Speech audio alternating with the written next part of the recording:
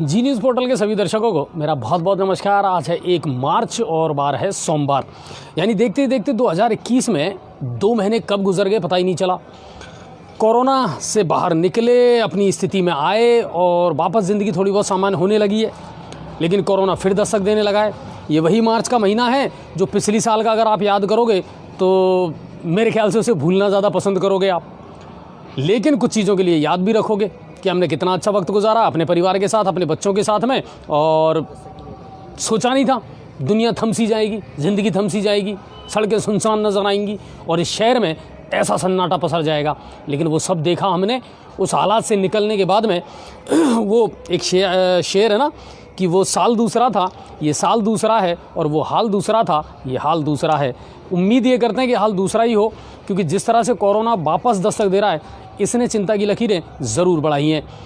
Gangapur city में कल 2 corona positive आए और उनको होम आइसोलेट कर तो दिया गया है, लेकिन प्रशासन में हड़कंप ज़रूर है और लोगों को फिर से जागरूक किया जाएगा, लोगों को फिर से समझाया जाएगा ताकि जो भी मेडिकल गाइडलाइन है उनका पालन किया जाए। तो कुल मिलाकर के है कि दिन भर की तमाम खबरें, दिन भर की तमाम अपडेट बहुत सारी हैं सर, बहुत सारी अपडेट होती हैं। आप जब सोचोगे ना तो खबरें बहुत निकलती हैं, हर चीज़ में से खबर निकलती है, बशर्ते आप उसको नेगेटिव लेते हैं या पॉजिटिव लेते हैं, या वो खबर कितना किसके लिए मायने रखती है ये ज़रूर एक देखने वाली बात होती है। वरना खबर हर चीज़ में है, बहुत सारी खबरें निकलती हैं, अच्छी और बुरी, वो तमाम खबरें जो आप सुनना चाहते हैं अपने आसपास की, अपने क्षेत्र की। चलिए शुरुआत करते हैं पहले राज्य स्तर की वो बड़ी खबरें जो सीधा तारुफ रखती हैं आपसे, जो सीधा आप ही से करती हैं। तो एक बड़ी चोरी हुई, और वो चोरी कौन सी हुई, कैसी हुई, उसको बताने से पहले मैं आपसे रिक्वेस्ट करूंगा पहले तो आप फटाफट शेयर करना शुरू कर दें। बिल्कुल, जो भी हमारे दर्शक जुड़े हैं मेरी रिक्वेस्ट है कि सर प्लीज़ शेयरिंग आप लगातार करते चलें। जितने भी नए दर्शक हमारे साथ जुड़ते जाएं वो लगातार शेयर करते चले जाएं खबरों को और अनछुए पहलू को। तो बड़ी चोरी की वारदात हुई थी, आपको ध्यान होगा वैशाली नगर में एक डॉक्टर के घर में वो चोरी हुई थी, सुरंग खोद करके। क्या शानदार स्टाइल से, या ये कह सकते हैं कि फिल्मी स्टाइल से वो चोरी हुई थी साहब। 90 लाख में बगल वाला प्लॉट जो है, मकान है, उसको ख़रीदा गया। फिर उसके कमरे में से सुरंग खोदी गई, 12 फीट गहरा खड्डा खोदा गया। उसके बाद में लंबी सुरंग बना करके और फिर डॉक्टर सुमित सोनी के घर में चोरी की गई, सुनीत सोनी, और बड़े संख्या में चांदी जो थी उस पर हाथ साफ किया गया। चौंकाने वाली खबर ज़रूर थी, और राजस्थान में शायद बहुत बड़ी घटना हुई थी। मीडिया की सबसे पहली सुर्खी ये बनी, अखबारों की हेडलाइन ये बनी। आज इस मामले में पुलिस ने खुलासा कर दिया, पर्दाफाश कर दिया है। चोरी किसने की, क्या हुआ, इस सब को लेकर के देर शाम को प्रेस कॉन्फ्रेंस की थी पुलिस कमिश्नर अजय पाल लांबा ने, और 4 आरोपियों को उसमें गिरफ्तार कर लिया गया है। तो इसकी जो भी डिटेल होगी बिल्कुल आपको पेज पर मिलेगी। आपको एक चीज़ और बता देता हूँ मैं, अनछुए पहलू में शायद हो सकता है हम सारी चीज़ें नहीं ले सकते, ये आप भी जानते हैं, सारे टॉपिक हम नहीं ले सकते। जो मूलभूत मुद्दे हैं हमारे उनको हम लेते हैं, लेकिन अगर आपको तमाम खबरें देखनी है तो प्लीज़ पेज का विजिट ज़रूर करें, वहाँ पर जाएं, आपको हर खबर पूरी डिटेल के साथ में मिलेगी। चलिए शेयर लगातार करते रहें, ये मेरी रिक्वेस्ट है, तुरंत शेयर करें। कोरोना वैक्सीन का 3रा चरण टीकाकरण का शुरू हो गया है, और इसमें 60 वर्ष से अधिक आयु के लोगों को शामिल कर लिया गया है। 1 करोड़ से ज़्यादा उनकी संख्या है राजस्थान भर में, और इसके अलावा 45 से 59 वर्ष की आयु के जो है ना उनको भी शामिल किया गया है। लेकिन शर्त एक है कि उनके कोई भी पूर्व में बीमारी नहीं होनी चाहिए, कोई डिजीज़ उनके जिसमें नहीं होनी चाहिए, तो वो इस टीके को लगवा सकते हैं। एक चीज़ और है, ये जो टीका है अब ये निजी अस्पतालों को भी स्वीकृति दे दी गई है, तो वहाँ भी कुछ अस्पताल ऐसे हैं जिनको अधिकृत कर दिया गया है, वहाँ भी लग सकते हैं। अगर गंगापुर सिटी की बात की जाए तो मेरे सुनने में आया था, सूत्रों ने बताया था कि शायद सीपी हॉस्पिटल, वहाँ आप कोरोना जो वैक्सीन है उसका टीकाकरण हो सकता है। पहली हर डोज की जो कीमत है वो 250 रुपये है। मैं आपको बता दूँ 2 डोज जो लगेंगे आपके उनकी कीमत है 500 रुपये, ये सरकार ने तय किया है और यही निर्धारित रेट है। मैं आपको क्लियर बता देता हूँ ताकि ये चीज़ आपके नोटिस में रहे। और कोरोना वैक्सीन की जो 3रा चरण है उसकी शुरुआत में आज राज्यपाल कालराज मिश्र और उनकी धर्मपत्नी सत्यवती मिश्र ने टीका लगवाया, और वहाँ से इसकी विधिवत रूप से शुरुआत हुई। आज हमारे यहाँ भी बिल्कुल वैक्सीनेशन हुआ है, और जम करके हुआ है। नगर परिषद में हुआ है, वार्ड मेंबर और उनके परिवार जो हैं उन्होंने वैक्सीनेशन करवाया है, मगर ताज्जुब यह है कि अभी तक पत्रकारों का नंबर क्यों नहीं आया। ना हम फ्रंटलाइन वॉरियर्स में थे, ना हेल्थ वॉरियर्स में से, तो फिर हैं कहाँ हम। चलिए, पर हम टीकाकरण ज़रूर करवा लेंगे। पटवारियों का पेन डाउन अनशन शुरू है, यानी कलम बंद कर दी है। ना ऑनलाइन काम कर रहे हैं पटवारी, ना ऑफलाइन काम कर रहे हैं। 3600 पे ग्रेड की उनकी मांग है। सरकार के साथ दो तीन दौरों की वार्तालाप हो चुकी है, मगर वो विफल रही। तो ये है। और इन दिनों राजस्व से जुड़े जितने भी काम हैं वो ठप पड़े हैं, क्योंकि पटवारी बड़ी रीढ़ की हड्डी है साहब। छात्रों के काम रुके पड़े हैं, और मार्च का महीना चल रहा है, तो रेवेन्यू कलेक्शन का या और जो चीज़ हैं और जो काम हैं वो रुके पड़े हैं पटवारियों की वजह से। ये राज्य स्तर की बड़ी खबरें थी। अब चलते हैं भरतपुर की तरफ। भरतपुर से क्या कुछ खबरें हैं। तो बयाना में भी लूटपाट का जो सिलसिला है वो नहीं रुक रहा। मैंने भी क्यों लगाया, मैं ये भी कह सकता था बयाना में नहीं रुक रहा लूटपाट का सिलसिला। वो इसलिए लगाया क्योंकि गंगापुर में भी तो नहीं रुक रहा। आपने देखा होगा 23 तारीख से लेकर के कल तक की अगर मैं बात करूं तो लगभग 5 ऐसे मुकदमे हैं सर, जो मुझे नहीं पता पुलिस में दर्ज हुए कि नहीं हुए, पर मैं उनकी पुष्टि ये कर सकता हूं कि वो लोग मुझसे मिले हैं, उन्होंने मुझे सूचना दी है। FIR की अगर बात करें तो साहब अब FIR का तो क्या कहना, गंगापुर सिटी थाने में गहलोत जी कह रहे हैं अनिवार्य कर रखी है। यहाँ आराम से जो है ना, किसी की तो लिख लेते हैं, किसी। अब देखो कल रात को जिनके साथ लूट की वारदात हुई उनकी FIR लिख ली गई, लेकिन एक बंदा 23 तारीख से चक्कर लगा रहा है, लेकिन उसकी FIR दर्ज नहीं की गई। आज डिप्टी महोदय के हस्तक्षेप के बाद में वो FIR दर्ज हुई है। तो बयाना में भी ये सिलसिला चल रहा है। बाइक सवार 2 लोगों ने लूटपाट की है, मोबाइल और 3000 रुपये की लूट। शिवगंज मंडी के पास जो है ये हादसा हुआ है, और जो व्यापारी था वो जा रहा था और उसके बाद में अचानक उसके साथ में इस घटना को अंजाम दिया गया है। आप शेयर कर लीजिए फटाफट खबरों को।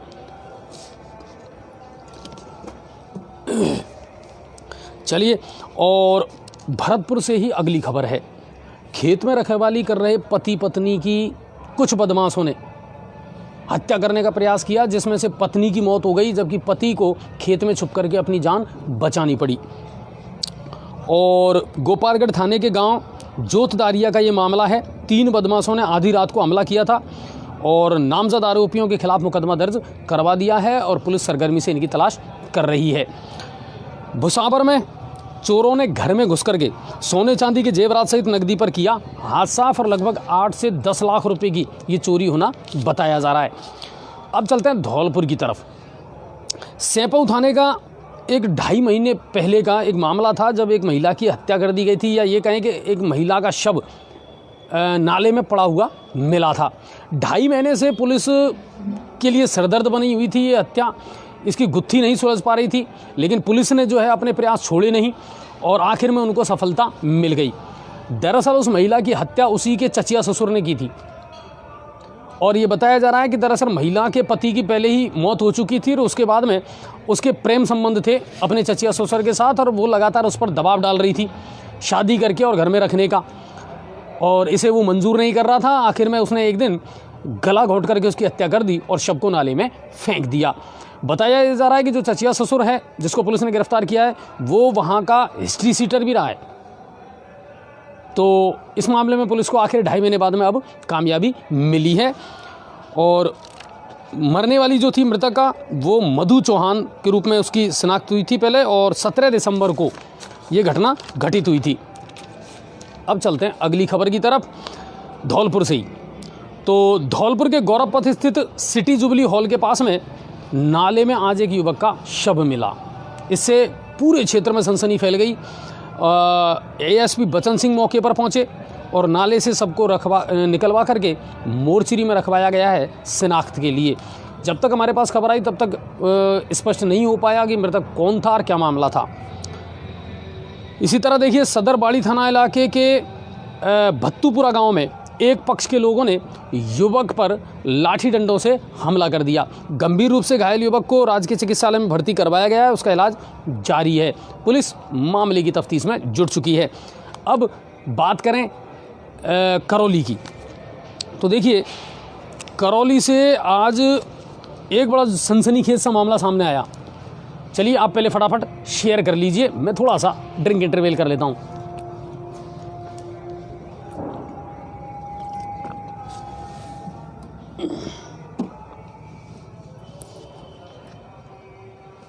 चलिए, तो शेयर मेरे ख्याल से आप लगातार कर रहे होंगे। अगर आप शेयर नहीं करेंगे तो मैं इसी तरह ब्रेक लूँगा। चलिए, आप लगातार शेयर करते रहिए। तो करौली से जो चौंकाने वाली खबर ये आई, आपको याद होगा नगर परिषद करौली के पूर्व सभापति राजाराम गुजर, उनका एक मैटर चल रहा था पुराना, और पुराना मामला था सैनिटरी इंस्पेक्टर से विवाद का। इस मामले को लेकर के करौली जो थाना अधिकारी हैं दिनेश मीणा, उनके नेतृत्व में आज टीम जयपुर पहुंची और उनको गिरफ्तार करके करौली लाया गया है। जो अब इस समय ग्रेटर जयपुर में मेयर हैं सौम्या गुजर जी, उनके ये पति हैं। तो ये एक सनसनीखेज मामला ज़रूर आया है, चौंकाने वाला। और कल नांदोती पुलिस की जो कार्रवाई थी वो मैंने आपको बता ही दी है कि बलदेवपुरा के डॉक्टर महेश मीणा हत्याकांड के मामले में डॉक्टर जितेंद्र मीणा, जो गोठ के रहने वाले हैं, उनको गिरफ्तार कर लिया गया है। जयपुर निम्स में वो कार्यरत थे और वहाँ से अब उनको पुलिस दस्तयाब करके लाएगी। तो ये है करौली से। और अब चलते हैं सवाई माधोपुर की तरफ। हमारे ज़िले से क्या कुछ खबरें हैं।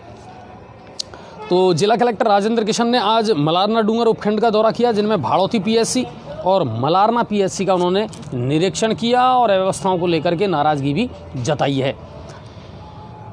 जिले में कोविड वैक्सीन के तीसरे चरण की शुरुआत आज हो चुकी है विधिवत रूप से, और 35 सेशन साइट बनाई गई है।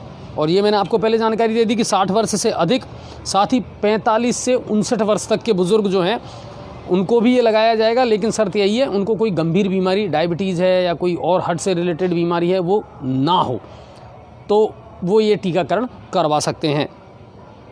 बौली से आज सुबह सुबह एक खबर आई थी। बौली में झाड़ियों में एक 5 माह के भ्रूण मिला और सनसनी फैल गई इससे इलाके में।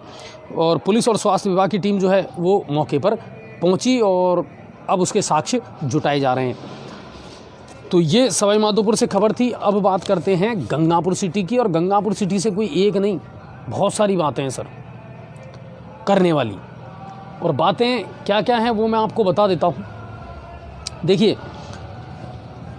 एक तो युवा आक्रोश रैली थी आज, बढ़ते हुए अपराध को लेकर के, शहर में फैल रही अव्यवस्थाओं को लेकर के, टूटी हुई सड़कों को लेकर के, सीवरेज और अमृत योजना के कामों को लेकर के।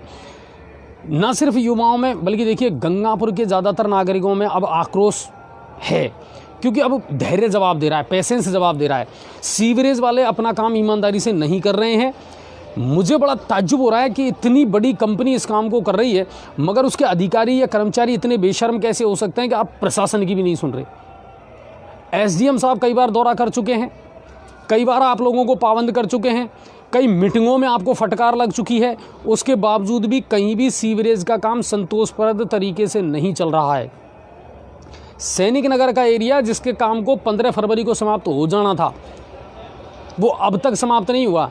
3-4 दिन पहले जब वो लोग रात में काम कर रहे थे, उस सड़क का निर्माण कर रहे थे, तब भी मैं वहाँ पहुँचा था और उन्होंने मुझसे कहा था कि सिर्फ 2 दिन में हम इस काम को ख़त्म कर देंगे। आज उस बात को भी 8 दिन हो गए, पूरा काम नहीं हुआ है सर।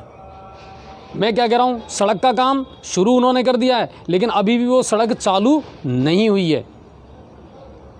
इसके अलावा चौपड़ की आप बात कर लो, नए बाज़ार की आप, चौपड़ की आज मेरे वहाँ चौपड़ से फ़ोन आया था मेरे पास में कि सर सीवरेज वाले जो कनेक्टिविटी कर रहे हैं, चैम्बर के साथ जोड़ रहे हैं, उसमें किसी भी प्रकार की क्वालिटी और गुणवत्ता का या नियमों का ध्यान नहीं रखा जा रहा है। सर ये टेक्निकल इश्यूज़ हैं और ये एक दिन का काम नहीं है, लंबे समय तक चलने वाली प्रक्रिया है। कई बार पहले भी हम लाइव दिखा चुके हैं। दयाल नगर से आपको याद होगा मैंने लाइव दिखाया था, कैलाश टाकीज के यहाँ से लाइव मैंने आपको दिखाया था।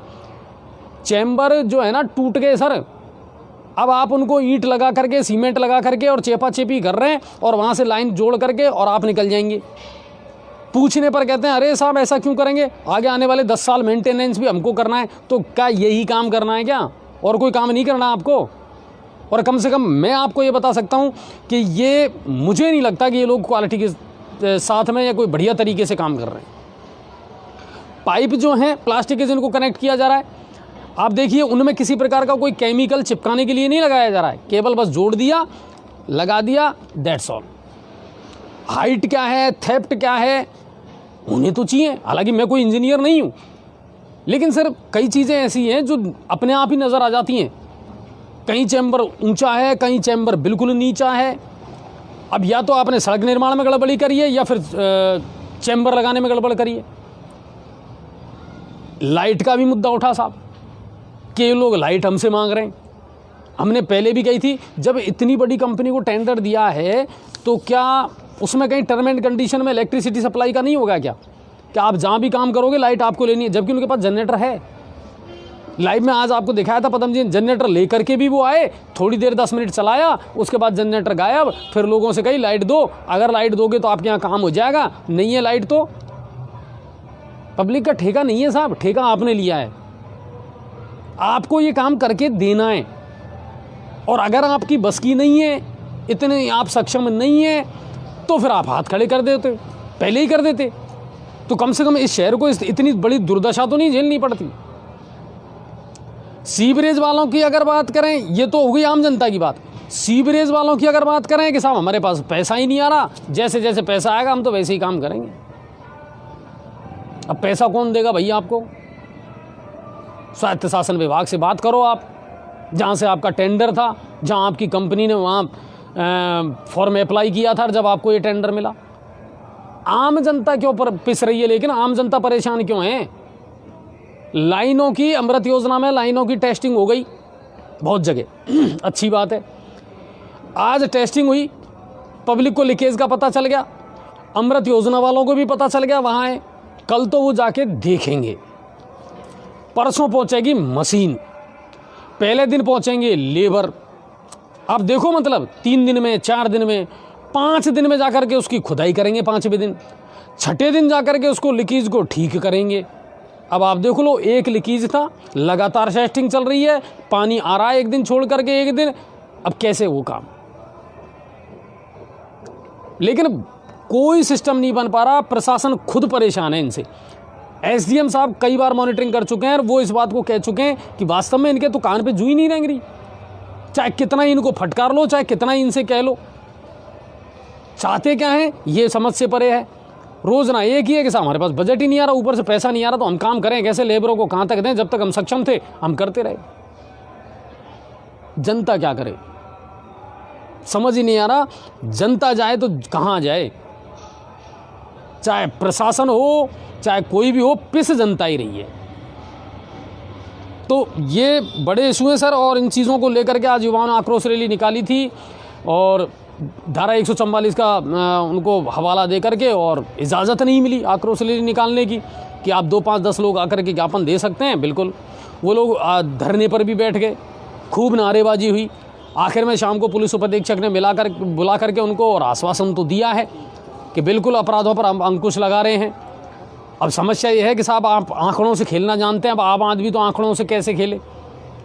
पिछले वर्ष के अपराध देखो और अब के अपराध देखो, अपराध तो हो रहे हैं सर, लोग एफआईआर दर्ज नहीं करवा रहे और आपकी पुलिस एफआईआर दर्ज कर ही नहीं रही है।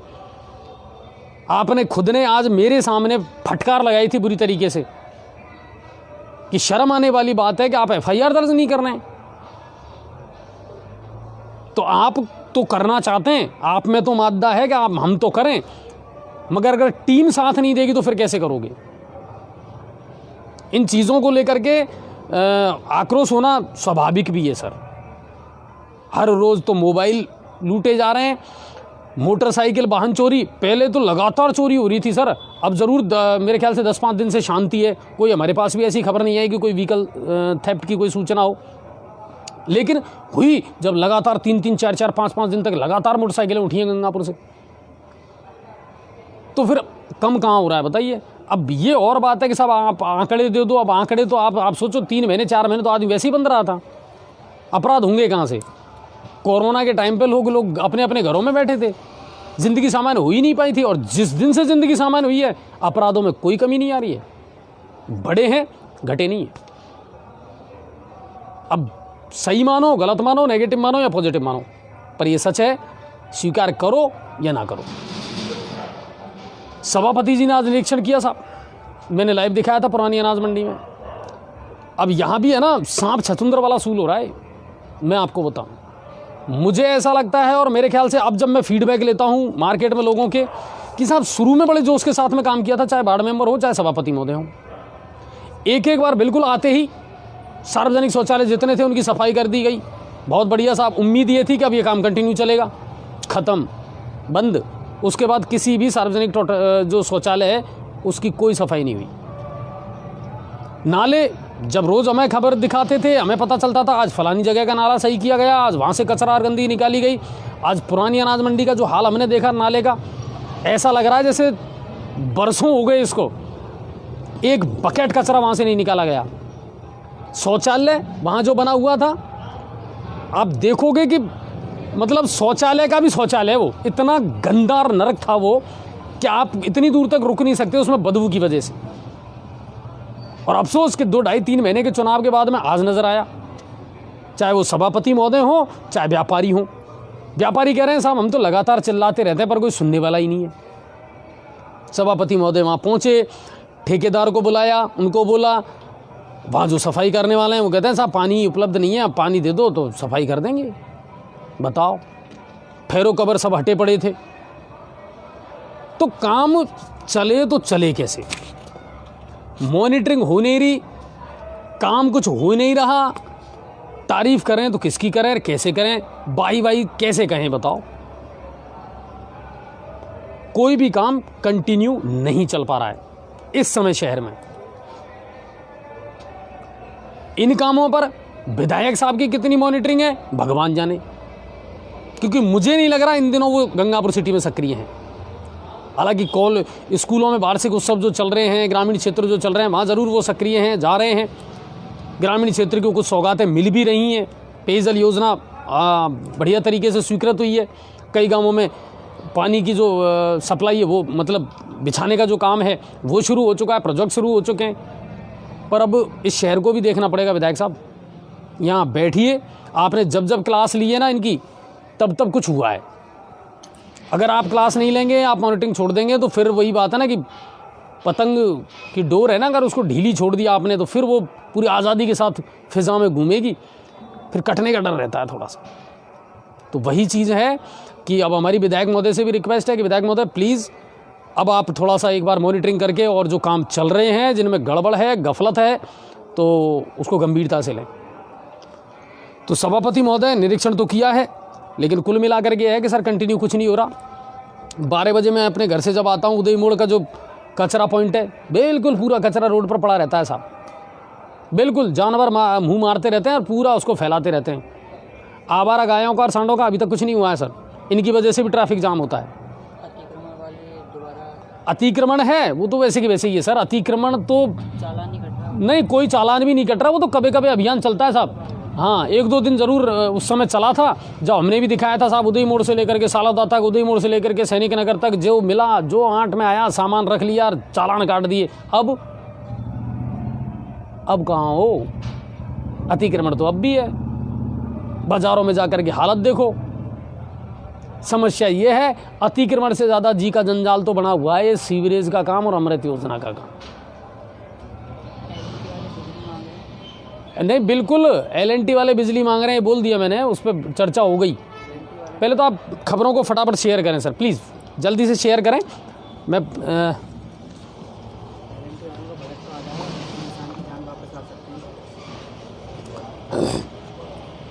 तो कुल मिलाकर के बहुत सारी अव्यवस्थाएं ये चल रही हैं, और सबसे ज़्यादा आक्रोश है ना वो LNT के कामों को लेकर के ये साहब। और जो ये लाइट वाला मामला है ना, इसके बारे में मैं बता देता हूँ पब्लिक को कि पब्लिक की स्वेच्छा है वो लाइट दें या ना दें, मगर आपको ये व्यवस्था खुद करनी है। दूसरी बात, सीवरेज के चैम्बरों का जो काम है ना सर, क्वालिटी के साथ समझौता मत करिए। आप तो काम करके चले जाएंगे, लेकिन भोगना इस शहर को पड़ेगा, यहाँ के बाशिंदों को भोगना पड़ेगा। उसी में तो पानी की लाइन है, उसी में गटर की लाइन है, सब कुछ उसी में जा रहा है साहब। अब वो कैसे चलेगी ये देखना ज़रूर पड़ेगा। शेयर करते रहें सर। और पुलिस का व्यवहार बड़ा अजीब है साहब, और ये सुधरने में नहीं आ रहा। खमेसरा जी से भी मैंने ये सवाल पूछा था, अच्छी तरह याद होगा, जब उनकी प्रेस कॉन्फ्रेंस चल रही थी, और उन्होंने भी कही थी कि नहीं, पुलिस का व्यवहार बहुत सही होना चाहिए। फरियादी क्या फरियाद लेकर के आया है ये सुनो, दर्ज करो, अमल करो।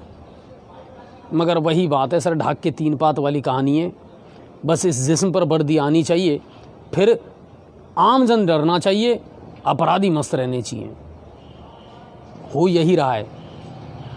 आज जो शख्स मेरे साथ था, जो लड़का मेरे साथ था, जिसके साथ मोबाइल वाली घटना हुई, मैं एक आम सामान्य नागरिक की बात आपको बता रहा हूँ कि वो काँप रहा था। पुलिस उप अधीक्षक के कार्यालय में घुसने से पहले वो काँप रहा था।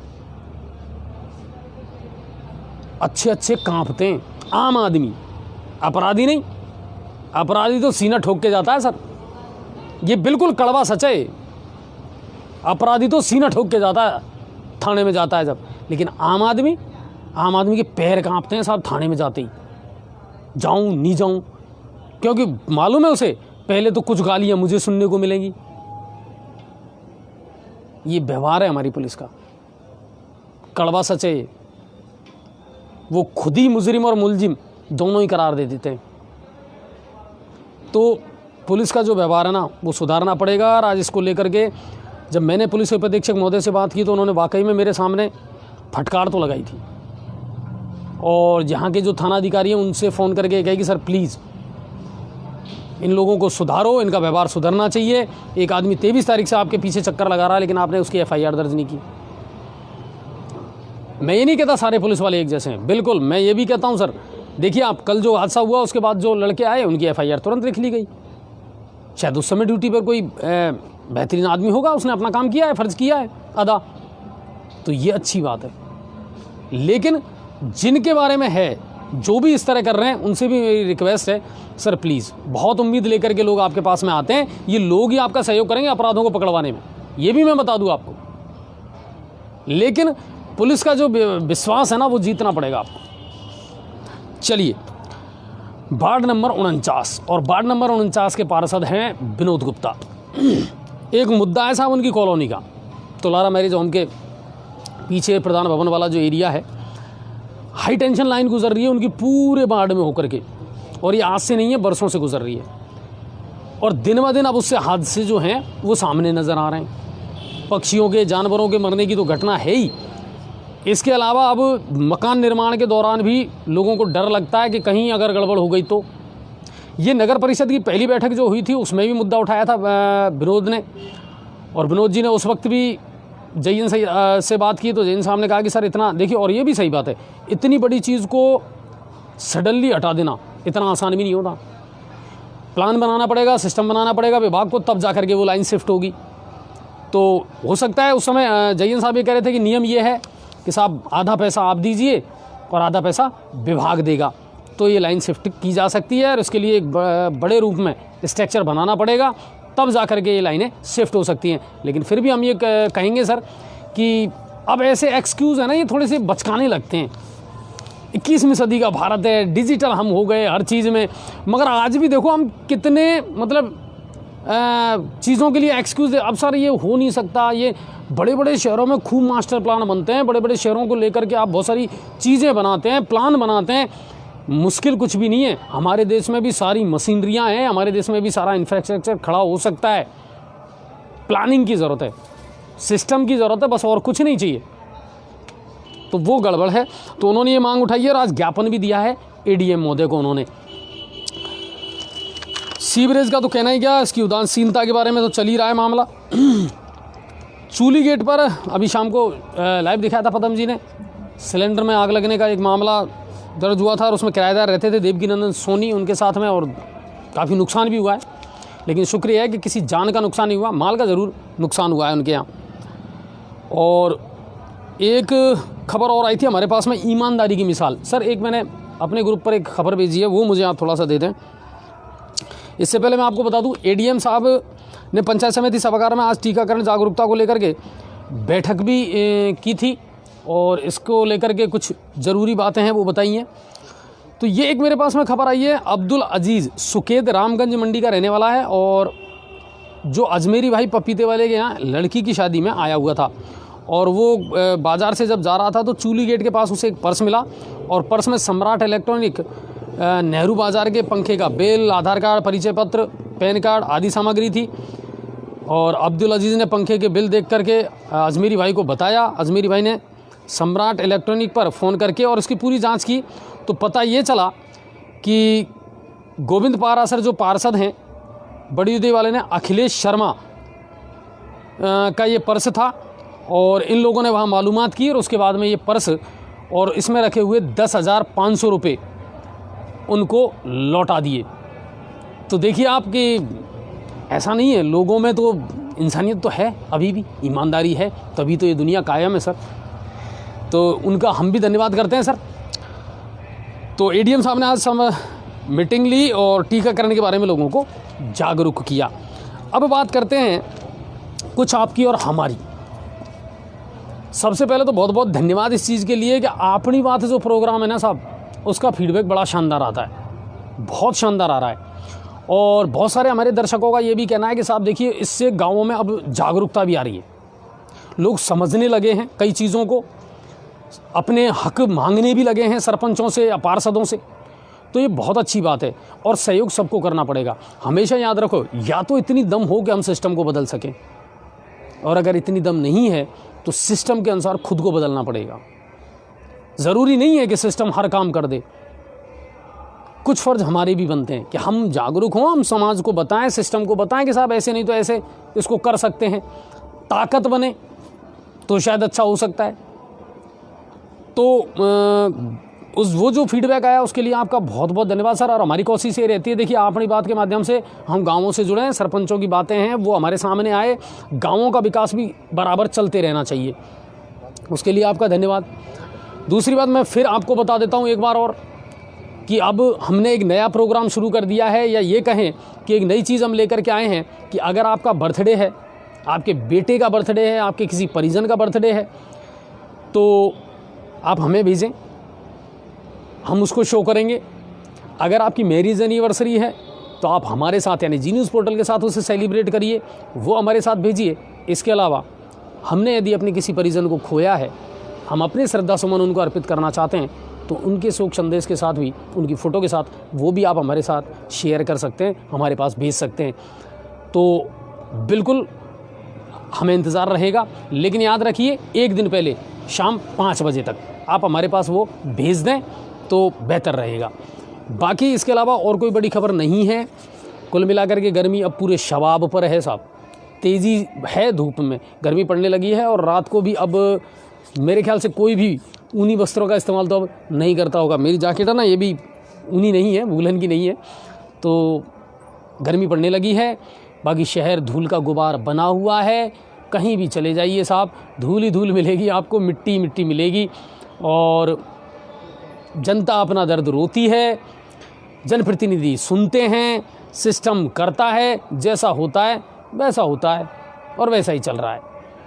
उम्मीद यही करेंगे, लेकिन हमें निराश नहीं होना है, या हम ऐसा नहीं है कि हम नेगेटिव सोच रहे हैं, बल्कि हमें लग रहा है कि नहीं, बदलेगा, सब कुछ बदलेगा।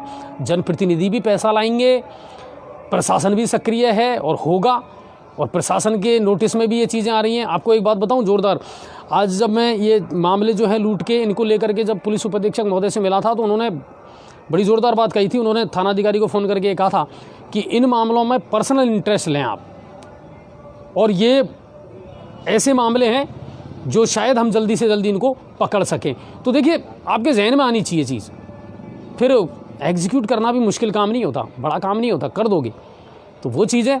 बाकी हम तो उम्मीद यही करते हैं साहब सूरत बदल जाए तो अच्छा है। कोरोना को लेकर के सर थोड़ा सा सतर्क होना पड़ेगा, कहीं ऐसा ना हो कि वापस उसी दौर में पहुँचें जब घर पे हमारे टिंडे बिकने आएँ और सब कुछ निर्धन और सुनसान और शांत हो जाए, सन्नाटे वाला हो जाए, वो नौबत ना आए। बड़ी मुश्किल तो अब पटरी पे थोड़ी सी लौटी है ज़िंदगी, तो वो कोई गड़बड़ ना हो जाए, बस इतना ही है। बाकी आप अपना ख्याल रखिए, अपने परिवार के साथ अच्छा वक्त गुजारिए, और जो सहयोग प्रशासन का कर सकें वो करिए। छोटी छोटी बातों के लिए प्रशासन का मुंह ना ताकें, जो पहल आप कर सकते हैं वो आप कर लें। चलिए शेयर करते रहना। आप सभी का बहुत बहुत धन्यवाद। जय हिंद और जय भारत।